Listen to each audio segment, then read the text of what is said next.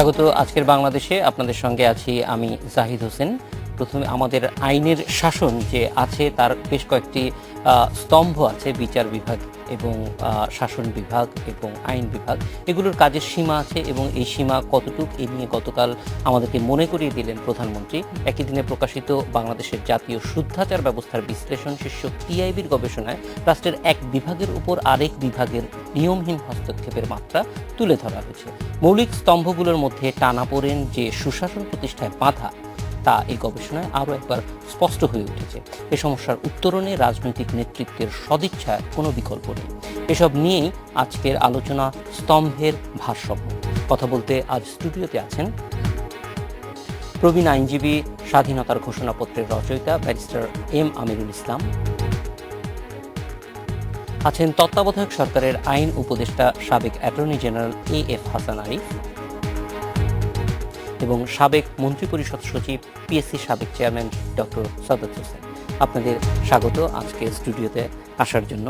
Sir, প্রথমেই আপনার কাছে জানতে চাইব যে বিশেষ একটি রিটের ঘটনাকে কেন্দ্র করে প্রধানমন্ত্রী গতকালকে বললেন যে নির্বাহী বিভাগের উপরে এক ধরনের হস্তক্ষেপ তারা অনুভব করছেন। তো এই বিষয়গুলি সত্যিকার অর্থেই কতটুকু আসলে এফেক্ট করে, বা একটা বিভাগ আর একটা বিভাগের কাজের ক্ষেত্রে সীমাটা কতটুকু থাকা প্রয়োজন? আমার মনে হয় যে আমি যেভাবে পেয়েছি মিডিয়াতে, সেটা তো উনি বলেছেন যে যে অতি উৎসাহী লোকের উদ্যোগ গ্রহণের ফলে সিচুয়েশনসটা আরেকটু জটিলতা দেখা দিয়েছে। তো এটা আমার মনে হয় না যে উনি বিচার বিভাগকে সেদিক থেকে ডাইরেক্টলি কিছু বলেছেন, তা নয়। বরং আমাদের বলতে পারেন যারা রিট পিটিশনার, তাদের সম্পর্কে একটা মন্তব্য করেছেন। তো এটা এবং প্রধানমন্ত্রীর উদ্বেগ, উৎকণ্ঠাটা সাথে আমার মনে হয় যে আমাদের এটাকে এরকম একটা সময়ে আমাদের একটু গুরুত্ব দিয়ে লক্ষ্য করতে হবে, সকলকে একটু দায়িত্বশীল একটা জায়গা থেকে। আমার মনে হয় যে এই অবস্থাতে প্রধানমন্ত্রী বোধহয় সবচেয়ে বেশি উদ্বিগ্ন যে কি করে এদেরকে আইনের আওতায় আনা যায়। অতএব সেখানে এ ধরনের কথা ভাবনার কোনো অবকাশ নেই যে উনি এ ব্যাপারে কোনো শৈথিল্যের পরিচয় দিচ্ছেন। একটা কথা আমি একটু কম্পেয়ার করে বলি, অর্গানাইজড ক্রাইম, আমি যত ক্রিমিনোলজি পড়তে গিয়ে যেটা লক্ষ্য করেছি এবং বিভিন্ন অথর্সদেরও যে বক্তব্য, তাতে হচ্ছে যে যখন অর্গানাইজড ক্রাইম হয়, সে অর্গানাইজড ক্রাইম যেটাকে আমি বলি যে কুসংগঠিত অপরাধ বাংলায় যদি বলা যায়, তো সেই অপরাধ যখন কিছুটা স্টেট এজেন্সির যে সমস্ত অথরিটিস থাকে তার সাথে যদি মিশে যায়, তো এটা অনেকটা আমাদের নগরের পয় প্রণালীতে যদি আপনার দূষিত ময়লা সেটা যদি আমাদের খাওয়ার পানির সাথে মিশে যায়, সেরকম যে একটা সমস্যার সৃষ্টি করে জটিলতার, ঠিক তেমনি আমাদের এই নাগরিক জীবনে, সামাজিক জীবনে আমাদের একটা কন্টামিনেশনস হয়ে গেছে। এটা আমরা লক্ষ্য করছি যে আমাদের যে অপরাধের জায়গাটাতে কন্টামিনেশন হয়ে গেছে, এবং সেই সময় এটা বুঝতে হবে যে এদের কতগুলো ক্যাপাসিটি গ্রো করে। সেই ক্যাপাসিটিগুলো মাইক্রো বায়োলজির টার্মসে, এই ক্রিমিনোলজি থেকে বলা হয় যে they can hold people at hostage, যে একটা অনেকটা পণবন্দি মতো করে ফেলা, কোনো অর্গানাইজেশনসকে সেভাবে করে ফেলার সে ধরনের ক্যাপাসিটি গ্রো করে। সেই জন্য এই সময়টাতে আমাদের সকলকেই দলমত নির্বিশেষে খুবই সাবধানতা অবলম্বন করা এবং এই অ্যাজাম্পশনসটা রাখা যে প্রধানমন্ত্রী বা এক্সিকিউটিভ অথরিটি তিনি সর্বরকম প্রচেষ্টা করছেন এবং এই কন্টামিনেশনসের ফলে এটা একটু সময় নিচ্ছে। তো সেই জায়গাটাতে আমাদের যদি আমরা নাগরিকরা ব্যাপারে কনসার্ন, তো আমরা বটেই, এবং প্রধানমন্ত্রীর মতোই আমরাও কনসার্ন, এবং তিনিও আমাদের মতোই বা আমার চেয়ে অনেক বেশি কনসার্ন। তো এই সমস্ত বিপজ্জনক সময়ে সেগুলোর উপরে কিন্তু আমাদের সেই সময়টা দেওয়া দরকার, এবং সেটাই মাননীয় প্রধানমন্ত্রী ইঙ্গিত করেছেন যে অতি উৎসাহীদের বিষয়টাকে। কিন্তু আমার মনে হয় না যে এটা কোনো আমাদের বিচার বিভাগের কোনো হস্তক্ষেপ সম্পর্কে উনি কোনো কথা বলেছেন। স্যার, আমি একটু এই বিষয়টি আসবো যে যেই পদক্ষেপগুলি নেওয়া হয়েছিল, বিশেষ করে 3 জন র্যাবের সাবেক কর্মকর্তার বিরুদ্ধে অভিযোগ আসার পরিপ্রেক্ষিতে, সেইটার কারণে যে পরবর্তীতে রিট হলো এবং পরবর্তীতে প্রধানমন্ত্রী যেই মন্তব্য করলেন, এটা কি স্যার আপনার কাছে মনে হয় যে আসলে আরও বেশি সহনশীল হওয়া প্রয়োজন ছিল নাগরিক সমাজের পক্ষ থেকে যারা আদালতের কাছে গিয়েছিল? প্রথমেই বলতে হয় যে প্রধানমন্ত্রীর বক্তব্যকে যেন আদালতে হস্তক্ষেপ হিসেবে দেখা না হয় তার যথেষ্ট সুযোগ আছে বা ভাষা পরিষ্কার। আদালতকে কটাক্ষ করে বলা হয়েছে এই বা এই মন্তব্য, সেটা বলা যাবে না। তার কারণ যে শব্দগুলি ব্যবহার করা হয়েছে সেগুলো থেকে এটা কোনোভাবেই প্রতীয়মান হয় না যে এটা আদালতকে কটাক্ষ করা হয়েছে। তার কারণ তিনি রাষ্ট্রের প্রধানমন্ত্রী, গভর্নমেন্ট প্রধানমন্ত্রী, তিনি যথেষ্ট সচেতন যে আদালতের এখতিয়ার সম্পর্কে, এবং বিশেষভাবে আদালত যখন সাংবিধানিক তার ক্ষমতা বা এখতিয়ার ব্যবহার করে, আদালত যথেষ্ট বিবেচনা করেই তার এই সাংবিধানিক এখতিয়ারকে ব্যবহার করে। এবং আমরা দৈনন্দিন আমাদের পেশাগত জীবনে দেখছি যে শত শত আবেদন আদালত খারিজ করে দেন, যে এটা আদালতের যে সাংবিধানিক এখতিয়ার আছে প্রশাসনের উপরে, সেই এখতিয়ার ব্যবহার করার এখানে অবকাশ নেই। তার হয়তো সংখ্যা জনসমক্ষে আসে না, সেই জন্য জনসাধারণের একটা ভুল ধারণা থাকতে পারে যে আদালতে যাওয়া মাত্রই আদালত বুঝে হস্তক্ষেপ করেন, তা নয়। যেরকম আদালত তার এখতিয়ার ব্যবহার করেন কিন্তু আদালতের নিজস্ব স্বার্থে নয়, নাগরিকের স্বার্থে, জনগণের স্বার্থেই এখতিয়ার ব্যবহার করা হয়, অর্থাৎ তার অধিকারটাকে রক্ষা করা হয়।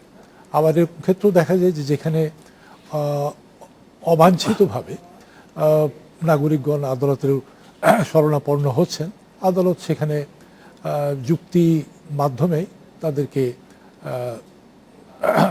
আদালতের এখতিয়ার ব্যবহার কেন করা হচ্ছে না সেটা বলার পর সেই আবেদন গ্রহণ করা হয় না। এটা নৈমিত্তিক ব্যাপার। সুতরাং একথা বলার যায় না যে এই এখতিয়ার ব্যবহার করার কারণে আদালতের প্রতি কোনো কটাক্ষ করা হয়েছে। আদালতের প্রতি তার সম্মান যথেষ্ট আছে এবং থাকাটাই স্বাভাবিক। দ্বিতীয় প্রশ্ন আপনার যেটা, যে আদালতে আসাটা কি অধৈর্যতার কোনো পরিচয় এখানে পাওয়া যাচ্ছে কিনা, তো সেখানে আমি এটাকে এইভাবে দেখব যে ঘটনা ঘটে গেছে যেদিন আদালতে যাওয়া হয়েছিল সেদিন বোধহয় 14th বা 15th ডে ছিল, কম বেশি, আর 13-14 বা এরকম একটা দিন হবে আর কি। এবং এরই মধ্যে সারা দেশে, বিশেষভাবে নারায়ণগঞ্জে এবং নারায়ণগঞ্জের পাশেই ঢাকা শহর থাকার কারণেই, যে ঢাকা শহরের মধ্যে এবং নারায়ণগঞ্জে বেশিভাবে যে ক্ষোভ, যে বিক্ষোভ, যে আবেগ আমরা দেখেছি বা দেখছি এখনো পর্যন্ত সকল মহলেই, আইনজীবী মহলে বা সকল মহলে, নিরাপত্তার বিষয়ে, সেখানে স্বাভাবিক যদি র্যাবের কর্মকর্তা বৃন্দ জড়িত না থাকতেন বা তাদের জড়িত থাকার ব্যাপারে অভিযোগ না আসতো, তাহলে এখনো পর্যন্ত প্রমাণিত হয়নি, কিন্তু জোরালোভাবে বলা হচ্ছে যে তারা জড়িত আছেন। তদন্ত সাপেক্ষে সেটি প্রমাণিত হবে, বিচারে যাবে, শাস্তিও পাবেন। এই সময়ে যে দীর্ঘ সময়টা, হয়তো র্যাবের সদস্য না হলে এটা হয়তো আরও অতি সত্বর হয়তো তারা গ্রেপ্তার হতেন বা আইন শৃঙ্খলা বাহিনীর হাতে তাদেরকে সোপর্দ করা হতো, বা এই ব্যাপারে হয়তো আরও জোরালো কিছু পদক্ষেপ, যে পদক্ষেপগুলো অন্য ক্ষেত্রে দেখা যায়, স্বাভাবিকভাবেই হয়। কোনো যে বিশেষভাবে সরকারকে বিশেষ পদক্ষেপ নিতে হচ্ছে তা নয়, আইনের গতিতেই আইন শৃঙ্খলা বাহিনী, বিশেষভাবে পুলিশ বাহিনী, তাদের কর্মকাণ্ড বা তাদের যে দায়িত্ব, সেই দায়িত্ব পালন করে। কিন্তু এখানে দেখা যাচ্ছে যে একটা গড়িমসি ভাব, বা যেটা বাইরে মানুষের কাছে মনে হচ্ছে ভেতরে তারা কতটুকু পদক্ষেপ নিচ্ছে না নিচ্ছে জনগণ কিন্তু সেটা যাচ্ছে না। বাইরের থেকে এটাই মনে হচ্ছে যে একটা খুব ধীর গতিতে স্লথ গতিতে বিষয়টি আগাচ্ছে। তো স্যার, সেক্ষেত্রে আমার মনে হয় যে এই রিটটা সেই আশঙ্কাকে যে এটা যাতে একেবারেই ধীর গতিতে শেষ পর্যন্ত হারিয়ে না যায়, এটার জন্যই জনগণের ক্ষোভটা আদালতের মাধ্যমে প্রকাশ পেল। এবং আমি মনে করি যে এটা একটা পজিটিভ সাইড থেকে আমি দেখছি এটাকে, যে রাস্তায় আন্দোলন, বিক্ষোভ, অবরোধ এর চেয়ে আদালতে গিয়ে একটি শান্তিপূর্ণভাবে সিভিলাইজড ওয়েতে আমার গ্রিভান্সকে আমি আদালতের সম্মুখে নিয়ে আসলাম। স্যার, আপনি স্বরাষ্ট্র মন্ত্রণালয়ে ছিলেন এবং মন্ত্রিপরিষদেও ছিলেন। এই যে একটা বিশেষ পরিস্থিতিতে আমরা দেখছি যে আদালত একটি নির্দেশনা দিয়েছেন, সেই নির্দেশনা বাস্তবায়নের যে সময়টা লেগেছে সেটা একটা সাধারণ মানুষের সাধারণ ঘটনার ক্ষেত্রে যতটুকু সময় লাগে তার চেয়ে বেশি মনে হচ্ছে, এবং সেটার একটা অসহিষ্ণু প্রকাশও আমরা দেখতে পাচ্ছি। আপনি ওই দিকে যেহেতু ছিলেন, এটা আসলে সময়টা বেশি লাগছে কিনা, নাকি মানুষের ধারণাটা এর ভিতরে একটু ভুল থেকে যাচ্ছে?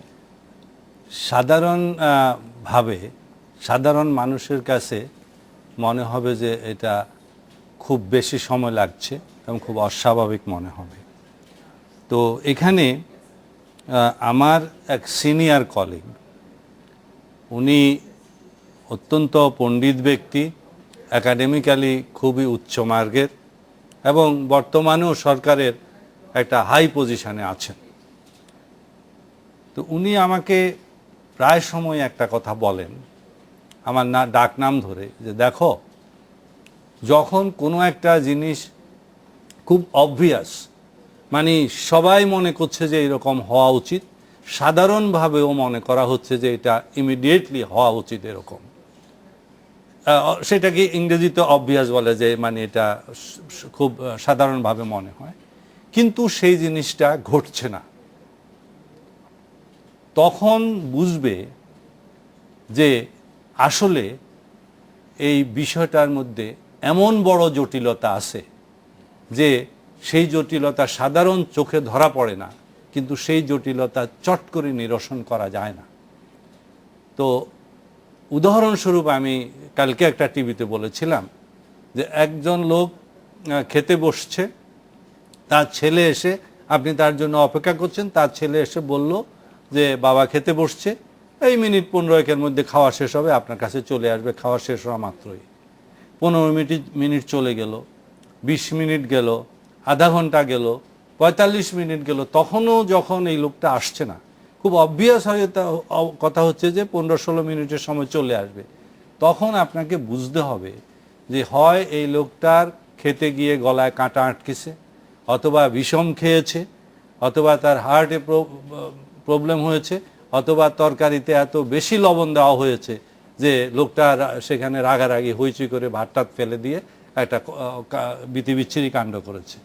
তো এইখানেও যখন আপনারা সাধারণভাবে, সাধারণ লোক এবং সাধারণ বিবেচনায় মনে হবে যে এটা ইমিডিয়েটলি তাদেরকে চাকরি থেকে সরিয়ে দেওয়া হয়েছে, তাদের নাম চারদিক থেকে আসছে, চাকরি থেকে সরিয়ে দেওয়ার একটা গুরুতর ইমপ্লিকেশনস বা তাৎপর্য হলো যে নিশ্চয়ই কিছু দোষ না পেলে এরকম কমিশন অফিসার, এত সিনিয়র অফিসারকে চাকরির থেকে আপনি অবসর দিয়ে দিবেন না, তার বা তাৎপর্য হলো যে নিশ্চয়ই কিছু দোষ না পেলে এরকম কমিশন অফিসার, এত সিনিয়র অফিসারকে চাকরির থেকে আপনি অবসর দিয়ে দিবেন না, তার মানে প্রাইমা ফেসি কেস সরকারের কাছে অন্তত এস্টাবলিশড হয়েছে। তো এই রকম অবস্থায় যখন তাদেরকে ধরছে না, তখন বুঝতে হবে যে ব্যাপারটার মধ্যে কোনো জটিলতার সৃষ্টি হয়েছে। আমার ধারণা, যে আমারও এখন ধারণা যে কোনো জটিলতা আছে, এবং সরকার বা সরকারের উচ্চতম মহল যখন এই সম্পর্কে সজাগ, তারা এই জটিলতাটা নিরসন করতে চেষ্টা করছে, এবং আমি এখনো পর্যন্ত বিশ্বাস করি যে এটা নিরসন করা হবে, এবং নিরসন করে এদেরকে আলটিমেটলি আইনের হাতে সোপর্দ করা হবে। আমরা যখন এখানে বসা ছিলাম তখন আমরা শুনছি যে পুলিশ যে চিঠিটা লিখেছিল সেই চিঠিটার উত্তর এসছে। তো এখানে এই যে ঘটনাটা, এটা কিন্তু কোনো পার্টির ব্যাপার না, এটা বিএনপি আওয়ামী লীগের মধ্যে ঝগড়ার ব্যাপার না, শাসক দল এবং বিরোধী দলের মধ্যে ঝগড়ার ব্যাপার না, এরা মোটামুটি দুইজন এক পার্টিতে। এইটা বর্তমানে যেটা হয়েছে দেশের সারা দেশের নাগরিকদের একটা উদ্বেগের ব্যাপার, একটা কনসার্ন হয়ে গেছে। এবং সেই নাগরিকদের কনসার্নের ব্যাপারে আমি যেটা বলি দেখছি, হয়তো আমার এই অবজারভেশনটা ভুল হতে পারে, তাহলে আমি মাফ চাই, যে আসলে পার্টির বিএনপি বলেন অথবা আওয়ামী লীগ বলেন, উপরের দিকে কিছু মানে কট্টরপন্থী হক জাতীয় লোকজন, তারা দুই চারটা কথাবার্তা একে দোষ দিচ্ছে, ওকে দোষ দিচ্ছে। কিন্তু আপনি খেয়াল করে দেখেন যে শাসক দল এবং বিরোধী দলের যাদেরকে আপনারা বুদ্ধিজীবীটা বলেন, যাদেরকে মোটামুটি ওই ঘরানার আছে, তারা কিন্তু এই ব্যাপারে নিজেদের মধ্যে কোনো বিতর্কের সৃষ্টি হয় নাই এখনো। সবাই এক বাক্যে বলছে যে কাজটা অত্যন্ত জঘন্য এবং এই কাজে যারা জড়িত আছে তাদেরকে ধরা উচিত। এবং কারা জড়িত আছে সেটাও মোটামুটি সবাই মনে করে যে এখন জানা আছে, কিন্তু এখন পদ্ধতিগত বিষয়গুলি সর্ট আউট করে নিয়ে তারপরে এদেরকে আইনের আওতায় শক্তভাবে আনা উচিত। জি, এই যে মানুষের যে ক্ষোভ এক ধরনের তৈরি হয়েছে, সেটা নিয়ে একটু কথা বলবো একটা বিরতির পরে। দর্শক, একটা বিরতিতে যাচ্ছি, ফিরছি।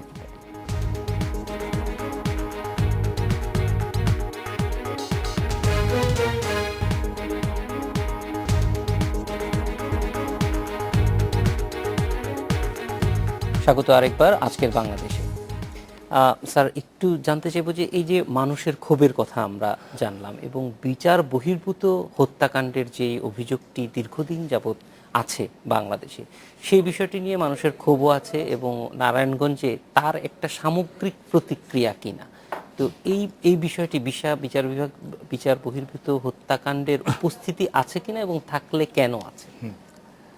এটা আমরা সবসময় বলে এসেছি যে আপনার lawless law enforcement is no enforcement of law, and it creates further opportunity for crimes. মানে আইন বহির্ভূতভাবে আইন প্রয়োগের যে জায়গাটা আমরা অনেক সময় মনে করি এটা কমফোর্ট বোধহয় হলো আমাদের, এরকম অনেকে মনে করে। তো সেইটা জায়গাটাতেই যে রুল অফ লর যে বিষয়টা, যে সব কিছু একটা আইন অনুযায়ী কাজ করতে হবে। কিন্তু আমাদের এই কখনো কখনো কিছু কিছু লোক, তারা হয়তো একটা কমফোর্ট ফিল করলেন যে ঠিক আছে, ওকে খুব দুষ্ট প্রকৃতির লোক ছিল সমাজের। আমাদের সঙ্গে একটু স্বরাষ্ট্র প্রতিমন্ত্রী আছেন, আমরা একটু ওনার সঙ্গে টেলিফোনে কথা বলে আবার আপনার কাছে চলে আসবো। আচ্ছা, গুড। নারায়ণগঞ্জের 7 খুনের ঘটনায় সাবেক 3 র্যাব কর্মকর্তাকে গ্রেপ্তারের বিষয়ে স্বরাষ্ট্র মন্ত্রণালয়ের চিঠির জবাব দিয়েছে প্রতিরক্ষা মন্ত্রণালয়। তারা বলছে এই 3 র্যাব সদস্যকে গ্রেপ্তারে আইনি কোনো বাধা নেই, আর এ মর্মে একটি চিঠিও পাঠানো হয়েছে পুলিশ সদর দপ্তরে। এ বিষয়ে বিস্তারিত জানতে এখন আমরা কথা বলবো স্বরাষ্ট্র প্রতিমন্ত্রী আসাদুজ্জামান খানের সঙ্গে। আসাদুজ্জামান খান, আপনাকে স্বাগত আমাদের সঙ্গে কথা বলার জন্য এবং সময় দেওয়ার জন্য। আমরা একটু জানতে চাইব যে এই চিঠির পরবর্তীতে আপনাদের মন্ত্রণালয়ের পরবর্তী করণীয় কি হবে? দেখেন, আপনি যে চিঠিটার কথা বলেছেন, সেই চিঠিটা আমাদের মন্ত্রণালয়ে আসছে, একটু আমি শুনেছি।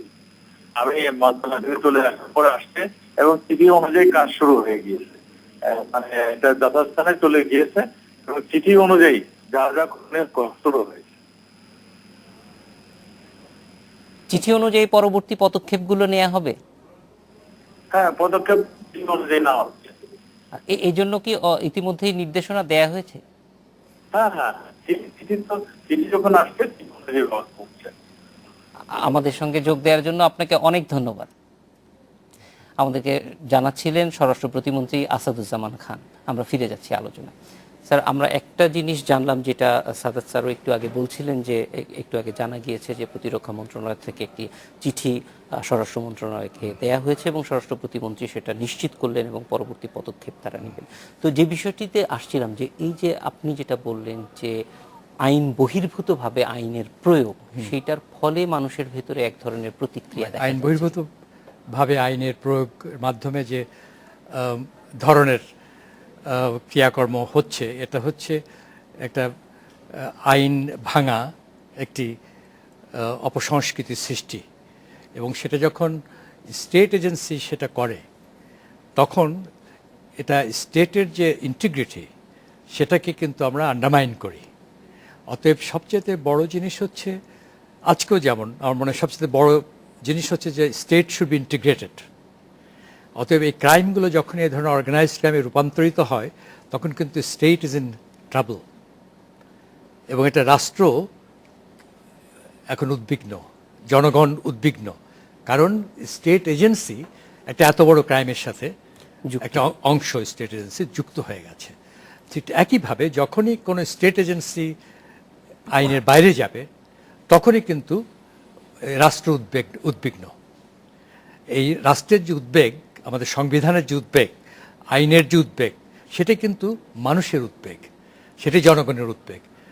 আপাত দৃষ্টিতে সে সময় কোন একটি ব্যক্তি বা জনগোষ্ঠী খুব খুশি হতে পারে, কিন্তু ইন দ্য লং টার্ম এটা দেখা যাবে যেটা অত্যন্ত কাউন্টার প্রোডাক্টিভ।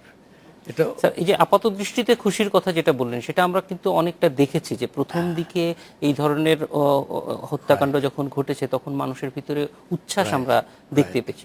ওই উচ্ছ্বাসটার আসলে কি কারণ ছিল? এইগুলোই হচ্ছে যে আমাদের এটা কি আসলে আমাদের যে প্রথাগত বিচার ব্যবস্থা সেইটার প্রতি তাদের আস্থা সংকট? সেটা না, আমার মনে হয় যে তাদের এই আইনের প্রতি এবং আইন আনুগভাবে একটি কাজ করবার পক্ষে আমাদের মানে নিরঙ্কুশ যে আস্থা, সেই আস্থার অভাব। কারণ আমরা নিজেরা অনেক সময় আইন ভাঙি, আমরা লাইন ভাঙি। তার মানে হচ্ছে যে দ্রুত একটা কিছু কাজ করতে পারলেই সেটাই বুঝি, শর্টকাট করতে পারলেই সেটা বুঝি আমার জন্য একটি লাভ।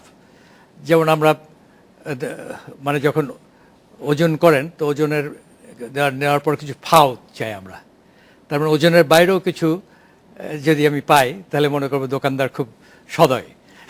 কিন্তু কিন্তু এই ওজনের বাইরে যাওয়া, আইনের বাইরে যাওয়া, লাইনের বাইরে যাওয়া, এই যে প্রবৃত্তিগুলো আমাদের রয়েছে, সেই প্রবৃত্তিগুলোকে আমাদের একটি কাঠামোগত একটি সংস্কৃতিতে পরিণত করার যে কাজ আমাদের পরিবারে, আমাদের স্কুলে, প্রাইমারি থেকে বিশ্ববিদ্যালয় পর্যন্ত এবং প্রফেশনাল লাইফে আমাদের ট্রেনিংয়ের মাধ্যমে, সেই কাজটা আমাদের অনুপস্থিত। এবং সেই কারণে আমাদের নানা জায়গায় আমরা হোঁচট খাচ্ছি, নানা সমস্যা হচ্ছে। কিন্তু আমরা কিন্তু আদারওয়াইজ আমরা খুব ডাইনামিক, আমরা খুব কষ্ট সহিষ্ণু, আমরা খুব ডিটারমিন্ড হয়ে একটা কাজ করতে পারি। জি স্যার, সেই সম্ভাবনাটা হাসান আরিফ স্যারের কাছে যাব। যে কথাটি এসেছে যে এই যে মানুষের মধ্যে একটা অসহিষ্ণুতা কিংবা ক্ষোভ, সেই আসলে সেইটির জন্য আমরা একরকম একটি প্রতিষ্ঠানকে এখন বলছি, দোষারোপ করছি যে এই যে হত্যাকাণ্ডগুলি ঘটেছে সেগুলির জন্য এই প্রতিষ্ঠান বা এটার সঙ্গে সংশ্লিষ্টতারাই দায়ী। কিন্তু এটি তো একটি বাস্তবতার কারণে রাষ্ট্রকেই তৈরি করতে হয়েছিল 10 বছর আগে, যে র্যাব প্রতিষ্ঠা করা হয়েছে, কারণ তখন রাষ্ট্র মনে করেছিল যে আইন শৃঙ্খলা নিয়ন্ত্রণে এরকম বাহিনী প্রয়োজন আছে। তো সেই বাহিনীর এখনকার কর্মকাণ্ডটি প্রথম থেকেই অনেকে প্রশ্ন তুলেছেন, এখন অনেক বেশি প্রশ্নটা আরো বড় হয়েছে। তো এই ক্ষেত্রে আসলে কি করণীয় আছে রাষ্ট্রে? আমি আপনার এই প্রশ্নের উত্তর দেওয়ার আগে আমি আমিনুল ইসলাম সাহেবকে যে প্রশ্নটা করেছিলেন যে মানুষের মধ্যে যে উচ্ছ্বাস, সেই উচ্ছ্বাসের কারণটা কি, তারই ধারাবাহিকতায় কিন্তু এই প্রশ্নের উত্তরটা পাওয়া যাবে। উচ্ছ্বাসের একটা কারণের আপনার প্রশ্নের মধ্যেই কিন্তু এর উত্তরটা ছিল যে তাহলে কি প্রচলিত যে আইনি প্রক্রিয়া যে কোনো অপরাধকে দমন করার জন্য, আইনের আওতায় আনার জন্য তার কিছু ব্যর্থতা ছিল, যে ব্যর্থতার কারণে জনগণের আস্থা সেই আইনি প্রক্রিয়ার ওপরে না থেকে র্যাবের যে কর্মকাণ্ড ছিল প্রাথমিক পর্যায়ে, যেখানে আপনি বললেন যে আমরা দেখেছি সেটা, এবং গতকালকেও আমাদের আইনজীবীদের একটি সমাবেশ ছিল, সেখানেও এই কথাটাই এই কথাটাই আমি উচ্চারণ করেছিলাম যে দেখা গেছে যে এই র্যাবকে ফুলের মালা দেওয়া হয়েছিল মহল্লায়, যখনই কোনো একটি সন্ত্রাসী যখন নিহত হয়েছে, এবং মিষ্টি পর্যন্ত খাওয়ানো হয়েছে। পুরনো কাগজ ঘাঁটলে দেখবেন যে এই ঘটনাগুলো পাওয়া যায়। তো তাহলে উচ্ছ্বাসের কারণটা আমরা দেখছি যে আইনি প্রক্রিয়ার স্লথ গতি, বা সেখানে যে দ্রুততার সঙ্গে স্লথ গতি একটা, আর যে আন্তরিকতার সঙ্গে যে কমিটমেন্ট, বা সেখানে যে দ্রুততার সঙ্গে স্লথ গতি একটা, আর যে আন্তরিকতার সঙ্গে, যে কমিটমেন্টের সঙ্গে এই ক্রাইমকে আইনের আওতায় নিয়ে আসা, ক্রিমিনালদেরকে আইনের আওতায় নিয়ে আসা, সেইটার যে আইন শৃঙ্খলা বাহিনীর যে কর্তব্য বা দায়িত্ব ছিল সেখানে কিছুটা শিথিলতা, আর তার সঙ্গে বিচার বিভাগেরও কিছুটা দায়িত্ব এসে পড়ে, যে সেখানেও এই আইনি প্রক্রিয়ার সুযোগ নিয়ে তারা দেখা গেছে যে হার্ডেন ক্রিমিনাল তারাও যাদের সচরাচর জামিন পাওয়ার কথা নয় প্রাথমিক পর্যায়ে, তারাও জামিন পেয়ে যাচ্ছে। এবং পরবর্তীকালে দেখা গেছে যে তারা যে চতুরতার আশ্রয় নিয়েছিল, যেটা আইনি প্রক্রিয়ার সঙ্গে যারা জড়িত বিচার বিভাগে, আইন শৃঙ্খলা বাহিনীর যারা প্রতিনিধি, তাদের যদি ওখানে সতর্কতা থাকতো তাহলে হয়তো আদালতকে তারা বোঝাতে সক্ষম হতেন যে না, এই ব্যক্তির জামিন পাওয়া বা খালাস পাওয়াটা যথার্থ নয়। এটা কিন্তু একদিনের ব্যাপার নয়, ক্রমান্বয়ে ধীরে ধীরে এই আবর্জনা, যদি বলা যায়, সে আবর্জনা জমতে শুরু করে, যার ফলে এমন একটা পর্যায়ে এসে যায় যে যখন মানুষ তার আইনগত মানে আইনি প্রক্রিয়ার মাধ্যমে সে সমাধান পাবে বা বিচার পাবে, সেখান থেকে সে কিছুটা নড়ে যায়, সরে যায়। তাকে বলা যেতে পারে সরিয়ে দেওয়া হয়েছে, সে নিজের থেকে ইচ্ছা করে সরে যায়নি, যার কারণে র্যাব প্রথম দিকে অত্যন্ত পপুলার ছিল।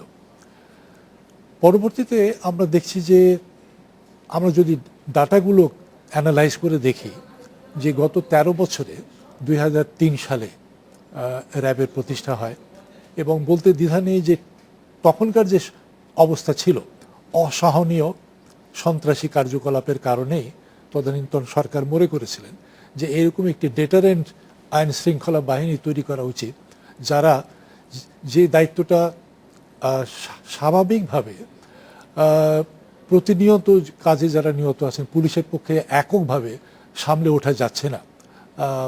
সন্ত্রাসী কর্মকাণ্ড এবং তাদের কার্যকলাপের পরিধি, তাদের ইকুইপমেন্ট সবকিছু এত আধুনিক হয়ে গেছে যে তাদেরকে মোকাবেলা করা আমাদের সনাতনী পুলিশের পক্ষে সক্ষমতার বাইরে চলে যাচ্ছে।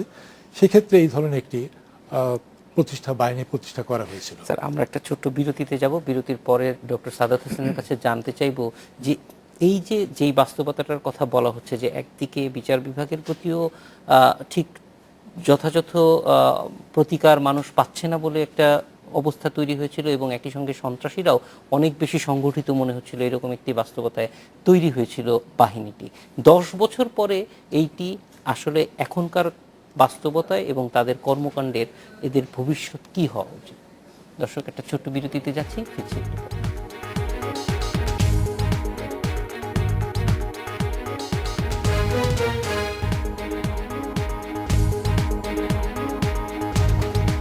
বিরতির পর ফিরে এলাম আজকের বাংলাদেশে। ডক্টর সাদাত হোসেন, আমরা যে প্রশ্নটি আপনার কাছ থেকে বিরতির আগেই জানতে চেয়েছিলাম, যে বিষয়টি যে এখনকার বাস্তবতায় আসলে এই বাহিনীটির কি হওয়া দরকার বা কি ধরনের, 2-3 রকমের প্রস্তাব কিন্তু আসছেও। কেউ বলছে এটা সংস্কার করা দরকার, কেউ বলছেন যে এই বাহিনী এখন আর প্রয়োজনই নেই। দেখেন, র্যাব কিন্তু হঠাৎ করে হয় নাই। আমরা কাছের থেকে দেখেছি কিভাবে এটা হয়, এবং র্যাব গঠন করার জন্য প্রচণ্ড একটা চাপ ছিল, এবং এই চাপটা আমি বলবো বেশি ছিল আইন শৃঙ্খলা বাহিনীর থেকে। এবং সরকারের যারা আইন শৃঙ্খলা বাহিনী এগুলির কন্ট্রোল বা এই ধরনের আইন শৃঙ্খলা পরিস্থিতি নিয়ন্ত্রণের কাছাকাছি ছিল, দায়িত্ব ছিল তাদের মধ্য থেকে। এবং এখানে তাদের কথাবার্তা যদি তখন শুনতেন, তখন মনে হতো যে এটা সাংঘাতিক একটা ভালো কাজ হতে যাচ্ছে। কিন্তু ওই মিল্টন ফ্রিডম্যানের একটা কথা আছে, the path of hell is always paved with pious wishes. সুন্দর কথা দিয়ে, আদর্শ দিয়ে এগুলি সৃষ্টি হয়, কিন্তু শেষ পর্যন্ত থাকে না। র্যাবটা সৃষ্টি হয়েছে কিন্তু যে এই রিয়েল যেগুলি মানে দুর্ধর্ষ সন্ত্রাসী, তাদেরকে কন্ট্রোল করতে আমাদের নর্মাল যে ল এনফোর্সিং অথরিটি অর্থাৎ পুলিশ পাচ্ছিল না। পুলিশদের সাথে, সিনিয়র অফিসারদের সাথে আমার অনেক কথা হয়েছে, অনেক সময় যে আপনি যদি দেখেন ওইখানে কালা জাহাঙ্গীর একটা রেস্টুরেন্টে খাচ্ছে, 7 রাস্তার মোড়, নামটা আমার, তো তখন বলেন ঠিক আমাকে বলেন আপনি কি করবেন? আপনি কি তাকে ধরতে যাবেন? বা আপনার যদি একজন নিচের দিকের ইন্সপেক্টর বা সাব ইন্সপেক্টর দেখে, আপনার মনে হয় তারা কি করবে? একবারে ওয়ান টু অল একটা কথা বলছে যে আমরা চুপকে ওখান থেকে সরে আসব, কারণ ওকে ধরার মতো যেই ট্রেনিং, যে সাহস, যে দুর্দান্ত শক্তি, সেটা তাদের কাছে নাই। এবং এই সময় আমরা দেখেছি যে সুপেরিয়র ফোর্স যারা, তাদের যারা নেতৃস্থানীয় লোক, সরকারের প্রশাসনের সাথে জড়িত ছিল, আসা যাওয়া করতো বিভিন্ন সংস্থার মাধ্যমে, তারা খুব বলেছে যে না, এটার জন্য একটা স্পেশাল ফোর্স করতে হবে এবং সেই ফোর্স স্পেশাল ট্রেনিং লাগবে। সেই ফোর্সের লোক আসবে আর্মির থেকে, নেভির থেকে, পুলিশ থেকে, বিডিআর থেকে, সব জায়গার থেকে লোক এনে কিন্তু 6টা বাহিনীর দিয়ে এই ইয়েটা গঠিত হয়েছে। এবং গঠিত হওয়ার পর তাদের কতগুলি নিয়ম সাধারণভাবে আমি মুখে মুখে করে দেখেছি, কথাবার্তা হতো, কিন্তু এটা বোধহয় যেটা হয়েছে এটা ফর্মালাইজ বা ইনস্টিটিউশনালাইজ করা হয় না। যেমন র্যাবের এই যে অপারেশন চালানো হবে একটা লোকের উপরে, সেই লোকটাকে আইডেন্টিফাই করবে কোন একটা গ্রুপ, এইটা বোধহয় আমার মনে হয় গ্রুপটা বোধহয় সুন্দর করে ক্রিয়েট করা হয় নাই এবং তার টার্মস অফ রেফারেন্স এগুলি দেওয়া হয় নাই। যেটা হয়েছে একটু আগে আমরা কথা বলছিলাম হাসান আরিফ সাহেবের সাথে, এটা গঠন করার পরে এটা মোটামুটিভাবে ফিল্ড লেভেলে যারা আছে তাদের উপর ছেড়ে দিয়েছে এবং ফিল্ড লেভেলটা পুরো কিন্তু কন্ট্রোল করেছে। যদিও বিভিন্ন বাহিনীর কথা বলেছে, পুলিশ, আনসার, সবার কথাই বলেছে, আসলে এটা মোটামুটিভাবে এককভাবে সামরিক বাহিনী অর্থাৎ আর্মি, নেভি, এয়ারফোর্সের লোক এখানে ছিল এবং তারা এটা চালিয়েছে। পুলিশের থেকে 9 জনকে ট্রেনিং দেওয়া হয়েছিল স্পেসিফিক্যালি র্যাবে করার জন্য। সেই 9 জনকে যেহেতু সিও বানানো হয় নাই, সেই জন্য তারা তালাফি তদবির করে, তারা কিছুটা প্রটেস্ট করে তারা চলে গেছে। তারা কিন্তু আর হয় না, এখানে এডিশনাল এসপি লেভেলের লোক দেওয়া হয়েছে পরে। তো এইটা মোটামুটিভাবে আমার ধারণা ওইভাবেই চলে আসছে এবং কখনো কখনো খুব ভালো, যদি ভালো বলার ঠিক হবে না, শব্দটা ভুল হচ্ছে, খুব দাপুটে যদি কোনো মন্ত্রী বা কেউ থাকেন স্বরাষ্ট্র মন্ত্রণালয়ে, তখন তাকে হয়তো এরা জানিয়েছে বা তার সাথে এদের একটা ডাইরেক্ট লিঙ্কের মতো এস্টাবলিশ হয়েছে। র্যাবের কিন্তু এডিশনাল ডিজি বা অন্যান্য এরা কিন্তু সরাসরি খুব স্বরাষ্ট্র মন্ত্রণালয়ের উপরের লেভেলে কথাবার্তা বলতো। আর র্যাবের ডিজি কিন্তু পুলিশের, RAB is a police force, এটা খেয়াল রাখতে হবে। র্যাব কিন্তু আইজির ফোর্স, কিন্তু পুলিশের একজন লোক থাকতো, except the first one, Anwarul Iqbal সাহেব, যিনি খুব দাপুটে ছিলেন এবং এটা যেহেতু উনি গঠনের সাথে জড়িত ছিলেন, তার বোধহয় মোটামুটি কোনো কিছুতে সে ছিল বা কনস্ট্রাকটিভ সাজেশন ছিল। He is a very bright officer, brilliant officer, যে এরশাদ শিকদারকে ধরতে পেরেছে, সেরকম অফিসার আজকাল পাওয়া খুব মুশকিল। তো বাকিরা যারা এসছে তাদের আমার মনে হয় কিছুটা অর্নামেন্টাল ছিল এবং এডিশনাল ডিজি যিনি ছিলেন তারাই এই ইয়েগুলি করতেন এবং ধীরে ধীরে আমার মনে হয় ওই ক্ষমতাগুলো সিও লেভেলে চলে গেছে এবং সিও লেভেল তারাই এগুলি ডিসিশন নিয়ে বোধহয় করেছে। তারা উপরে কতদূর জানিয়েছে আমি শিওর না, এটা ব্যাপারে আমি এখনো কিছু বলতে পারবো না, কারণ ওই সময় আমি আর ছিলামও না।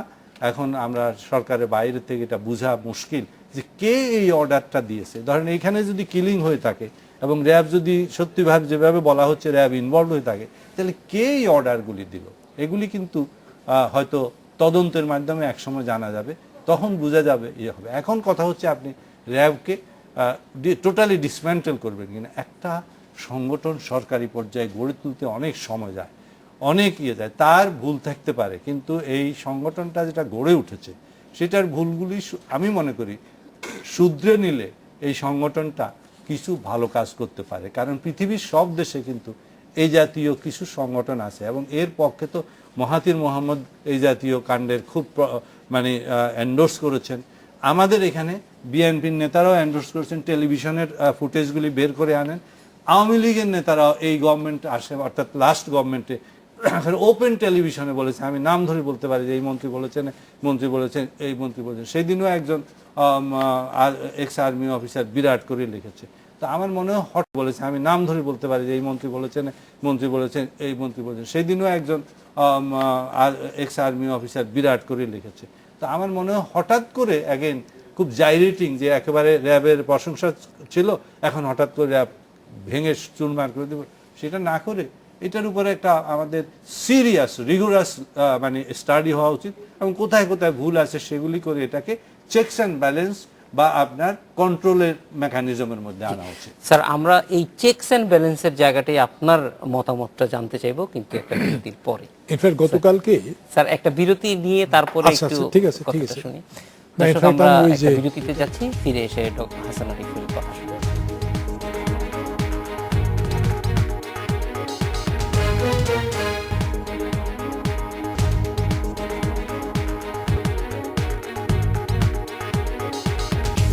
বিরতির পর ফিরে এলাম আজকের বাংলাদেশে। হাসান আরিফ সাহেব, আপনার কাছে জানতে চাইবো যে এই যে চেকস এন্ড ব্যালেন্সের অভাবের কথা যেটা ডক্টর সাদাত হোসেন বলছেন, সেটা আসলে কিভাবে এখানে ইমপ্লিমেন্ট করার যায় কিংবা সুযোগ আছে কিনা, যদি একটু সংক্ষেপে। সুযোগ নিশ্চয় আছে, আইনের মধ্যেও আছে। প্রশ্ন হলো ওইটাই যেটা সাদা সাহেব বলেছেন, যে সুপারভাইজ করার ক্ষেত্রে একটা অনীহা অথবা অভাব দেখা গেছে। কারণ আজকের র্যাব তো 2003 বা 4 সালের র্যাব নেয়। ছোট্ট করে একটু বলে নিই, র্যাব কিন্তু যাত্রা শুরু করেছিল, নাম ছিল RAT। পরবর্তীকালে এই নামটা পরিবর্তন হয়ে এটাকে র্যাপিড অ্যাকশন ব্যাটালিয়ন হিসাবে পরিচিত হয়। এবং এটা কিন্তু নতুন কোনো স্বতন্ত্র আইনের মাধ্যমে প্রতিষ্ঠিত না। আমাদের আর্ম পুলিশ ব্যাটালিয়ন আছে, সেটার যে আইন 79-এর, সেই আইনে সংশোধন এনে তারই একটা অংশ করা হয়েছে। এটা কিন্তু ইন্ডিপেন্ডেন্ট র্যাবের জন্য কোনো আইন নেই। যেরকম পুলিশ একটা স্বতন্ত্র আইনের মাধ্যমে প্রতিষ্ঠিত, আর্ম পুলিশ ব্যাটালিয়ন যেরকম একটা স্বতন্ত্র আইনের মাধ্যমে প্রতিষ্ঠিত, র্যাবকেও কিন্তু সেভাবে রেজ করা হয়নি বা কনস্টিটিউট করা হয়নি। এটা আর্ম পুলিশ ব্যাটালিয়নেরই একটা ইউনিট, এবং এটা কিন্তু অ্যাকচুয়ালি পুলিশ বাহিনী। আইজি হচ্ছে এনাদের হেড, আইজি হচ্ছে এনাদের হেড। তো সেখানে পুলিশদের ক্ষেত্রে যেরকম আপনার অনেক রুলস রেগুলেশন, পিআরবি আমরা শুনেই আসছি জন্ম থেকে, যে আইন কানুনের মাধ্যমে পুলিশকে একটা গতির মধ্যে রাখা হয়। পুলিশের মধ্যেও দেখেছি ঘটনা ঘটেছে, কাস্টাডিতে ডেথ হয়েছে, কিন্তু তার জন্য পুলিশ এইভাবে ধিকৃত হয়নি। এবং সেই যে এই ঘটনা ঘটিয়েছে, রেগুলার আদালতেই তার শাস্তিও হয়েছে, হাইকোর্টে তার শাস্তি বহালও রেখেছে কাস্টোডিয়াল ডেথের কারণে।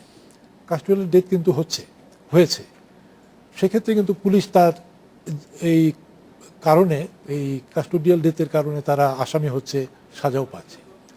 র্যাবের ক্ষেত্রে পিআরবির মতো সেরকম কোনো খুব স্ট্রিক্ট রেজিমেন্টেড রুলস অ্যান্ড রেগুলেশনের আমার জানা মতো একটু অভাব আছে। এবং আর্ম ফোর্সেস ব্যাটালিয়নের কিছু কিছু ধারা সংযোজিত করে র্যাবকে যে ক্ষমতাগুলো দেওয়া হয়েছিল বা যে দায়িত্বগুলো দেওয়া হয়েছিল, ইনফ্যাক্ট আমাদের মন মানসিকতা প্রকাশ পায় কি শব্দ আমরা চয়ন করি বা ব্যবহার করি। রাষ্ট্রীয় পর্যায়ে নির্বাচিত একটি গোষ্ঠীর দায়িত্ব হলো প্রশাসন করা, কিন্তু আমরা জোরালো কণ্ঠে সোচ্চার হই, আমার ক্ষমতা দিতে হবে, আমাকে ক্ষমতা দেন, আমি করি। তো দ্যাট শোজ সাইকোলজি, এবং স্বাভাবিকভাবে আমি সেই ক্ষমতার অপব্যবহার করি। কেউ বলে না যে দায়িত্ব। আমি এখানে চলে আসি, তো এখানে যেমন দেখা যাচ্ছে যে পরবর্তীকালে র্যাবকে intelligence in respect of crime, criminal activities, recovery of unauthorised arms, ammunition etcetera, investigation of any offence, এটা পরবর্তীকালে অ্যামেন্ড করে আনা হয়েছিল, of any offence on the direction of the government. তাহলে প্রশ্ন, অ্যাজ অন টুডে বা গত কয়েক বছর ধরে আমরা স্বরাষ্ট্র মন্ত্রণালয় কি নথি দিয়ে দেখাতে পারবেন যে তাদের প্রত্যেকটি কার্যকলাপ by the direction of the government হয়েছে? সম্ভবত না। যেটা বলছিলেন যে তাদেরকে ছেড়ে দেওয়া হয়েছে। শেষ কথাটা একটু মিস্টার আমিরুল ইসলামের কাছ থেকে জানতে চাইবো যে আসলে এই যে সংস্কারের যে প্রশ্নটি আসছে, সেটা কতটুকু করা সম্ভব এবং এটা মানুষের প্রয়োজনে কতটুকু করা সম্ভব শুধু নয়, করা অবশ্যম্ভাবী। এবং যতই আমরা স্মার্ট বা এলিট ফোর্স তৈরি করি না কেন, সংবিধানের ঊর্ধ্বে, আইনের ঊর্ধ্বে তাদেরকে রাখা যাবে না। এবং আমাদের ক্রিমিনাল প্রসিডিওর কোড কিন্তু এদের প্রতি অ্যাপ্লিকেবল, এবং সেখানে 24 ঘন্টার ভিতরে তাকে হাজির করতে হবে একটা ম্যাজিস্ট্রেটের কাছে, যাকে অ্যারেস্ট করলে, এবং সেখানে ম্যাজিস্ট্রেট যদি তাকে রিমান্ড দেয় তাহলে রিমান্ডে আনতে পারবেন, আর না হলে পরে তাকে জেল কাস্টডিতে পাঠিয়ে দিতে হবে। এই যে আমাদের ক্রিমিনাল প্রসিডিওর কোডের আইন, সেইটা কিন্তু আমাদের সংবিধানে সন্নিবেশিত করেছিলাম। আমাদের সময় শেষ হয়ে গেছে। আপনাদের তিনজনকে আজকে আসার জন্য অনেক ধন্যবাদ। দর্শক, এই ছিল আজকের বাংলাদেশে। দেখা হবে রোববার একই সময়। শুভরাত্রি।